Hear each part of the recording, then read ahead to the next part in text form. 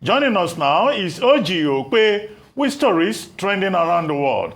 Hello, Oji. Good morning, Dr. Abati. How are you? End of the year. End of the year. Well, today is not Friday, though. It feels like Friday, but it's actually the end of the year, end of 2024. Really. Yes. A very full year. We made it. Thank goodness. Thank goodness. Good morning, Ayo. How are you? Good morning, Oji. Good morning. It's been Saturday since the 25th. You know how they say from the 26th to the 31st? Are you still making fun of me? No. It's the weekend. But it's like... No more dirty December. I thought you were actually laughing. But it's the same. The last day of the year. Good morning, Vimbai. How are you this morning? I'm great. And yourself? I'm ready to dance into 2024. I know. We should all dance in 2024. Well, all right. Well, good morning to you, viewers. Let's begin what's trending.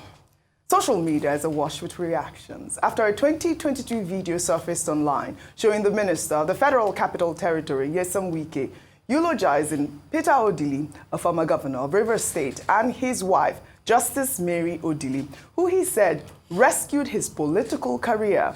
The video is coming after Wike had slammed Peter Odili during a Thanksgiving service over comments he made regarding the mismanagement of Rivers State's finances. Well, Wike, in the 2022 video, said that he owed his rising political career to Justice Mary Odili, whose timely intervention saved him from being displaced in his second-term bid as chairman of Obio local government area of the state. Well, let's take a look at this video before we take some reactions. I was told that my name has been removed in the list. So I ran down to government house. Then she had finished her own lunch and left the husband and was entering the vehicle. I said, "Mommy, I'm finished." She said, "What happened?" I said, "I removed my name." She ran back straight to the husband. So, "What happened?" The husband said, "What is the problem?" My son said, "I removed them." He said, "Who removed his name?" At that time, secondaries had left. Then the husband called the security at the gate, stopped secondaries to come back. And secondaries came back.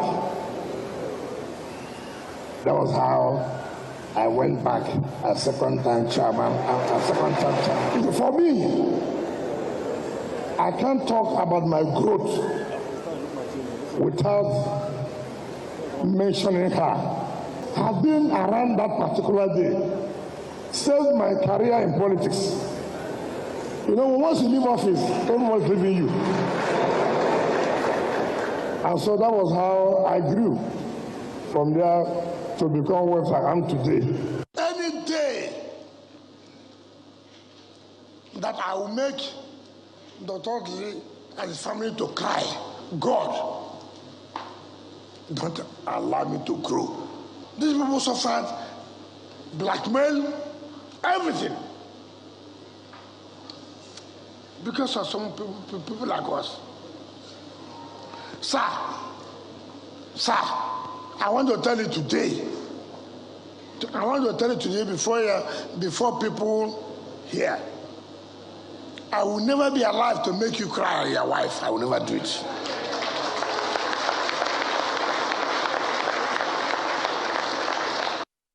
Well, all right, this video was trending. I mean, Wike actually laid a curse on himself. God should not allow me grow if I ever make you cry. That's what he said. Let me take Theo's tweet. He wrote, "Never ever trust some of these politicians. This same Wike vowed and swore with his life never to go against Sir Peter Odili. I wouldn't be shocked if he starts insulting Asiwaju tomorrow.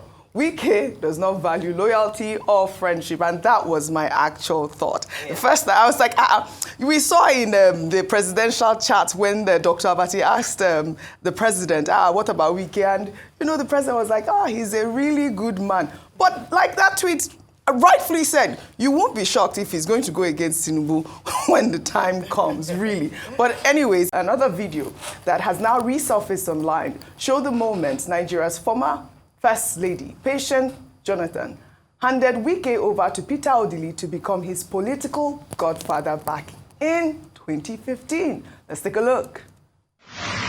So today, I've handed you over to your people, Rivers people, and especially acknowledge our father that is here, who has mentored all of us, who has brought all of us. And we pray God Almighty to keep him alive, to reap the fruit of his labor.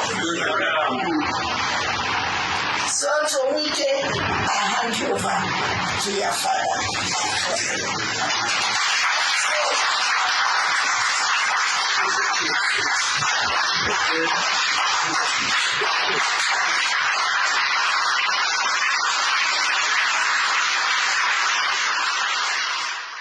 All right, that was the moment, Dr. Abati, the moment. And now he's all against Peter Odili at this point.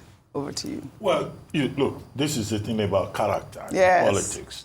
And one of the concerns of average Nigerians, or most Nigerians, is that politicians, most of them, lack character, integrity. And that is why loyalty is a very big issue in Nigerian politics. Now, Dr. Peter Odili has had quite a share of disloyalty from many of the young men that he groomed and that he brought up in those days. In other words, Nyesome Wike is not the only one that he has betrayed him, but he keeps his position as an elder statesman, not just in Rivers state politics, but also in Nigeria.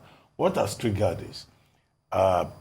Sir Peter Odili, as is also known, supporting the governor of the state, Fubara, and then making a statement that some people have tried to turn the Rivers state into their personal estate, only for Wike, from Larry Olayinka, his spokesman, to Wike himself, to go after a man he once called his father, and his wife, my mother, as he referred to her, to go abusing him and saying that he's the one who has made him politically relevant in Rivers State politics. When Dr. Peter Odili was governor of Rivers State, where was Nyesome Wike?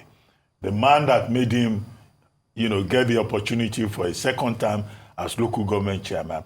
The man that also facilitated his, emergence as governor of River State when he showed interest. A man that was taken to the Godfather by former First Lady, Dame Patience Jonathan, to say, this is your son. I'm handing it over to him. Now, they have a father-son relationship. But now today, Nyesome Wike says, I built a house for him. I called Julius Berger to build a house inside the Odili home. My pictures were put everywhere, including in the bathroom. Now he has removed my photographs. I mean, what kind of man says that in the public domain? And then he's also accusing Dr. Peter Odili of making his daughter commissioner, of giving another person appointment. I think, look, there's something called decorum in politics. I think this falls short in terms of decorum. And you are absolutely correct. The president today, Asiwaju Bola Ahmed Tinubu, who says that Wike is a good man. I hope somebody will bring all these videos to his attention for him to indeed know the true character of the man that he's dealing with. Right. There must be limits to which people go. But some people apparently have no limits. They have no shame. They do not respect anybody. They get intoxicated with power. Right. But the natural reminder is that power is transient. Power is transient. At the end of the day, whatever is making people so heady will pass. Very well said. And then you'll be back to the community. Yeah. Very well said. You were saying, it's politics. But I mean, is he the only politician? No. He's not the only politician. The internet never forgets. The never forgets. Look at the we keep going back and forth with the Wike story. Well, all right. Well said, Dr. Abati. Well, let's highlight some positive news now. There have been mixed reactions to the announcement made by the Nigerian National Petroleum Company Limited that the 125,000 barrels per day Warri Refining and Petrochemicals Company has commenced operations. The Group Chief Executive Officer of NNPC, Mele Kyari, made the announcement on Monday when he led top government officials and the media on a tour of the refinery. I must put on record that Mr. President's onerous belief that we can get this to work, that we can get these plans to start, and giving us the charge that you must start all 3 refineries. It's already happening. We have successfully started the Port Harcourt refinery, the 60,000 barrels per day, or refinery. We have started the Area 1, the fuel plant, the Warri refinery. The other plants that will produce PMS are being streamed and they will also come live. And lastly, Kaduna is also on stream. We are not going to give you this, but we'll surprise you again, as we said the other time. Kaduna will start. I mean, definitely positive news. The first thing I was pleasantly surprised when I saw it. But the first thing I thought was, I mean, this is a way to show that, you know, the private sector does have some sort of impact on the public sector. Because, I mean, what has been going on since, like, these refineries that have been moribund for years, all of a sudden, the Dangote refinery is up now. Port Harcourt, now we see Warri. Hopefully Kaduna, like he said. But let me take President Bola Ahmed Tinubu's tweet. And he wrote, I will just take it in part. He wrote, the restart of Warri Refinery today brings joy and gladness to me and Nigerians. This will further strengthen the hope and confidence of Nigerians for a greater and better future that we promise. This development is a remarkable way to end the year following the feat recorded earlier with the old Port Harcourt refinery. I am equally happy that NNPC Limited is implementing my directive to restore all 4 refineries to good working condition. I congratulate Mele Kyari and his team at NNPCL for working hard to restore our national pride and make Nigeria a hub for crude oil refining in Africa. Well, I mean, there will be obviously a lot of mixed reactions. I want to take the other tweet. This is from Omo. He wrote, instead of promoting propaganda regarding the production specifications of the refineries in Port Harcourt, Warri, and Kaduna, NNPCL GMD Kyari and the federal government should take the time to explain to Nigerians how $2.9 billion intended for the smooth takeoff of the nation's 3 refineries was specifically spent. Meanwhile, Nigerians should also query why the Port Harcourt refinery was only blending 60,000 barrels of crude oil per day, while the 150,000 barrels per day capacity is abandoned, as well as the Warri and Kaduna refineries. But, you know, we have to continue to question.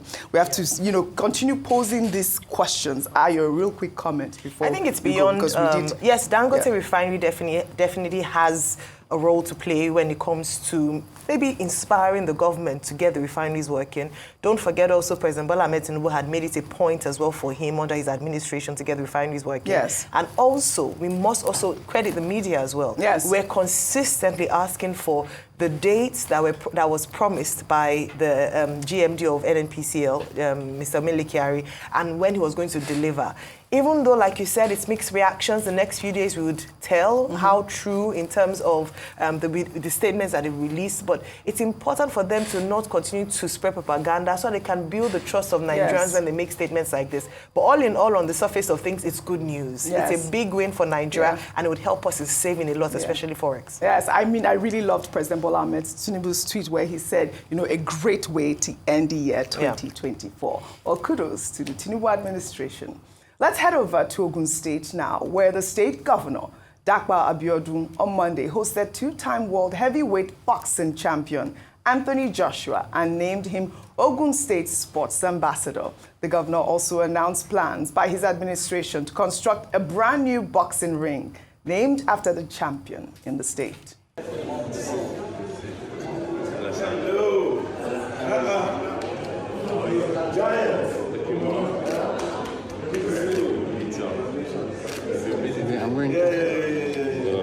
You know you're an amazing daughter, you know. Really? Very intelligent. Thank you. Very, very intelligent. Thank you.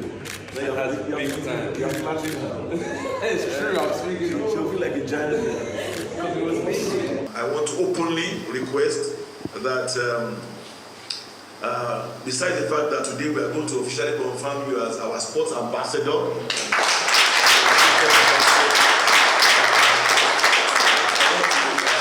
request that you come back to come and light up the torch, the Gateway Sports Festival torch that week of the Sports Festival. So you will be the one lighting the torch. We are going to construct a brand new Anthony Joshua indoor boxing ring.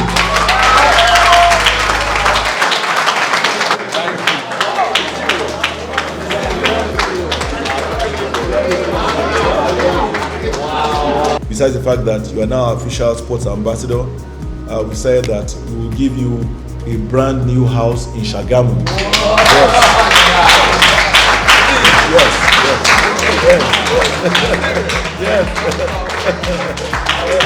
Whatever it is that we can do as your state and government to support you to continue to fly, rest assured that you can take that for granted. On that note, I want to thank everyone for coming to be part of this celebration of our son. I want to thank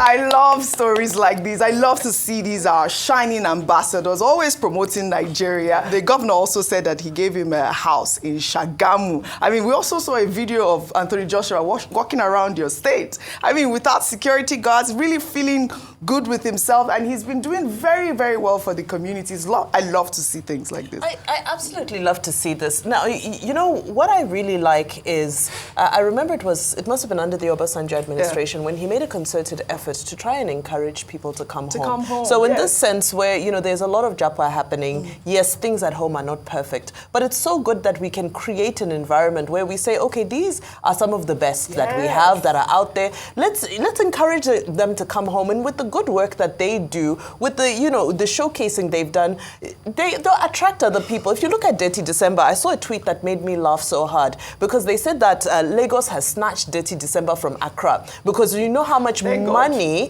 that the Ghanaian government put into promoting Accra as the December destination of choice for Black Americans. But this year, we've seen so many Black Americans, with Chloe Bailey, Sweetie, so many of them have come to Nigeria to spend their December and their festivities. So, you know, you can't underestimate the importance of these global icons being welcomed home and how we treat them. It goes a very, very long way in so many different facets. So, you know, kudos to Anthony Joshua. I know he had a bit of a rough fight earlier this year, but you know what, 2025 will be a better year for him. All right, Dr. Mati, quickly, I know this is your very quickly, Anthony Joshua, 35 years old, is a source of pride to his community in Shagamu, to the people of Ogun State, to Nigeria, his country, and one of those inspirational figures for the younger generation in terms of how he has distinguished himself as a cultural ambassador, you know, for the the diamonds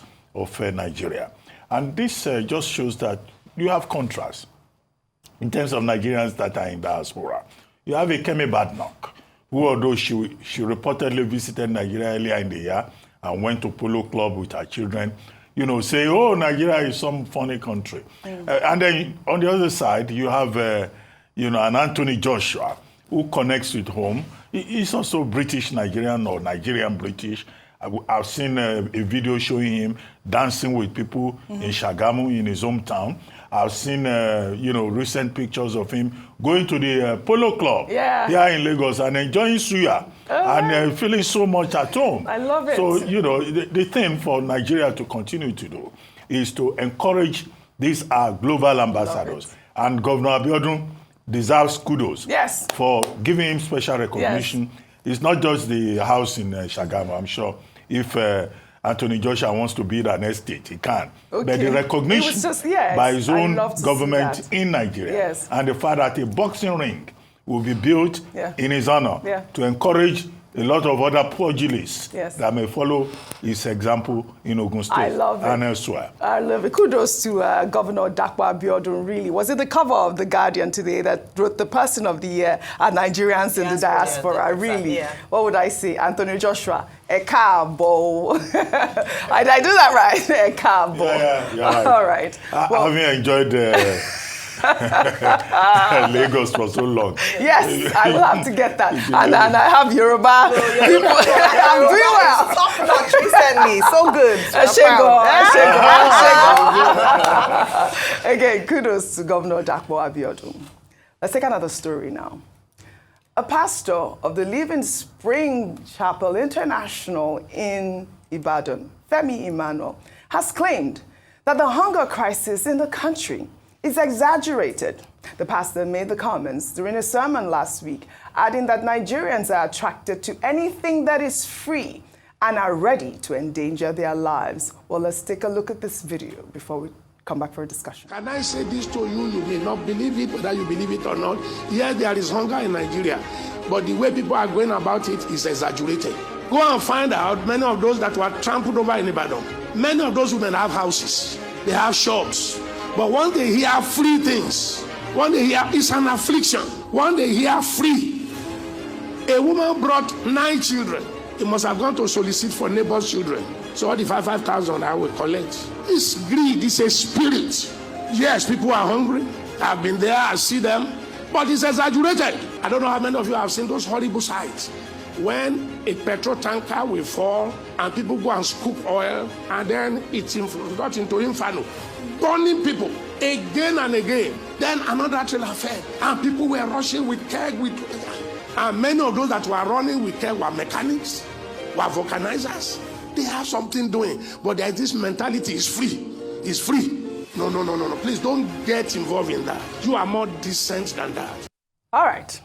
This has caused a lot of reactions on social media, and rightfully so. I mean, I guess, I don't know if it is the delivery or the way that he, made the comments. I mean, some of the comments that he made were correct because, like we've called on the National Orientation Agency about Nigerians and the way that they rush to, get free things. They're not, they don't like to queue. I mean, only recently I saw a video. I mean, this is not new to anybody. Yeah. When you're distributing food, you're supposed to queue and you're supposed to, I mean, that's the video that we have that was trending where I believe it was how many thousand people, 15,000 or so that were out under the rain, but they had to queue for food. Yeah. There were no stampedes, none of that. But I don't know about the way the pastor delivered his sermon. I don't know if that's, really what Nigerians want to hear at this point. Okay, so let me address 2 things. First is our culture of, not being able to queue. You can't create culture in an instance. It is what is developed. It is what has become a part of society. Before I would say culture, we eat strategy for breakfast. Yes. And so we cannot just wake up one morning and put the discipline of queues and all that for Nigerians. It's what has plagued us for a long time.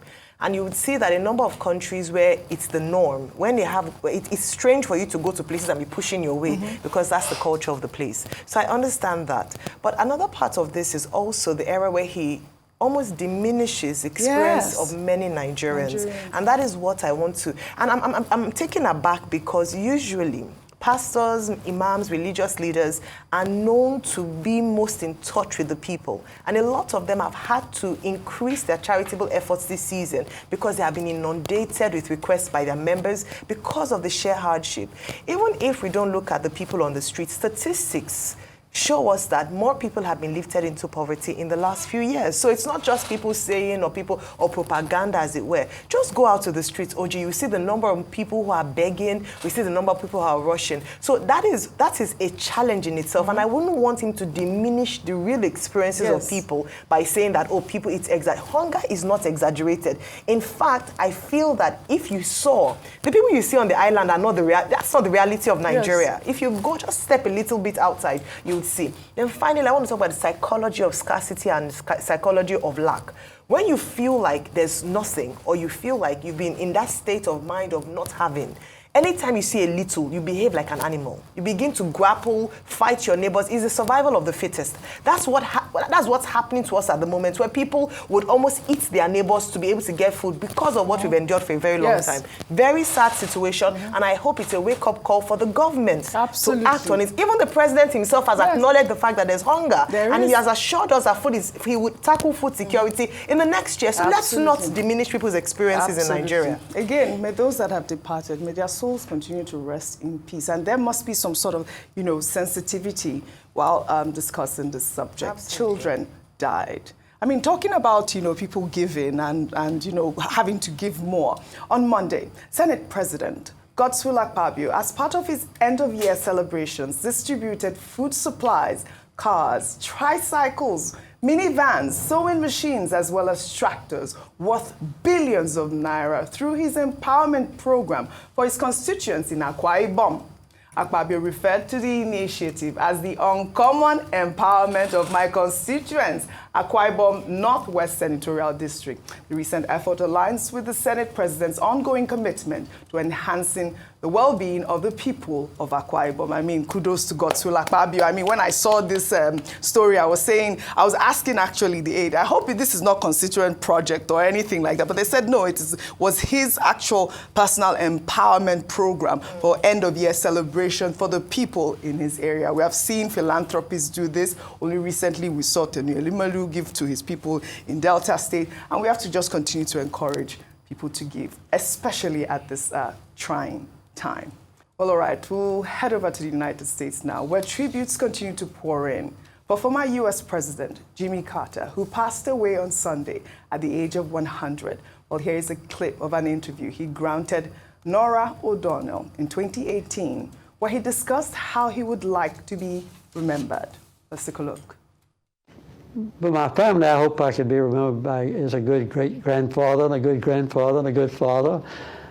By my wife, I hope I could be remembered as a good husband. But in politics, as a champion of peace and human rights, I was lucky enough to keep our country at peace for the 4 years that I served. And we were, I think, looked upon as a champion of human rights then. So that's the two things I guess politically speaking of it, I'm proud of. Great man. May his soul continue to rest in peace. I mean, he got the Nobel Peace Prize in 2002 for exactly what he wants. I mean, good way to really end a lifetime, really. Well, all right. Let's take our final story now on their entertainment. Former Minister of Women Affairs, Uju Kennedy Ohanenye, has made her acting debut in this newly released Nollywood film, Shoot Your Shot. Let's take a look. My mom is always sounding like a broken record. I know, because what I'm about to say, I've said over and over and over again. Ogechi, get married. You need to get married. You are not getting any younger. Ayo, when he sent me this story, remember, I was like, raw okay, talent. what a wahoo. I loved it though, but a raw talent. I mean, a good New Year resolutions right now, guys. We have to start setting it up. I mean, she wants to become. She's not even become. She's phenomenal. Yeah, she was. Dr. Pate, a quick sentence. Well, the thing to say is that Uju Kennedy Ohanenye, she has been a legal practitioner. She's still a legal practitioner. She's been minister, she's been a woman activist. Now she has added acting to her portfolio. And I hope she finds a good career also in Nollywood. But the key lesson here is that when people are given government appointments, they should not take government appointment as if it's a chieftaincy title, a kingship title for life. They must have a second address. When you are no longer in government, leave Abuja, go and find something else to do. All right. Uju Kennedy has found meaning in Nollywood. In addition to other things. She may even open a supermarket. All right. So let nobody become a parasite onto the Nigerian government. Well said, well said. Before you go, I think one of the most important skills in life is reinvention. Reinvention, I love it. Reinvent yourself. I mean, set your bars right now. I'd love to thank you all for your great analysis on what's trending today. Well, that's all I have for you guys. So what's trending today? I'll see you all tomorrow, and a happy new year to all of our viewers.